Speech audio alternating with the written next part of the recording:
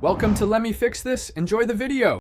You start by powering your Xbox controller and choosing a connection method. Wired is simplest. Wireless uses Bluetooth or the Xbox wireless adapter. Plug the USB cable into the controller and PC or insert batteries if needed. Once done, open Windows Settings Devices or Device Manager to verify drivers. Windows often downloads them automatically.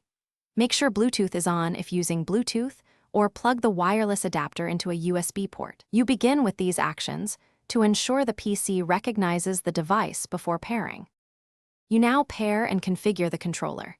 If using Bluetooth, press and hold the controller pair button until the Xbox button blinks, then select the controller in Windows Bluetooth Add Device. Pairing completes when the light stays on.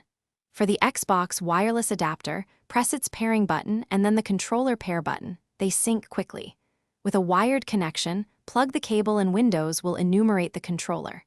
After connection, open the Xbox Accessories or Steam Big Picture to remap buttons and calibrate sticks to confirm functionality. You finish by testing controls in Windows Game Controllers or in Steam's Controller Test to verify buttons and sticks respond correctly.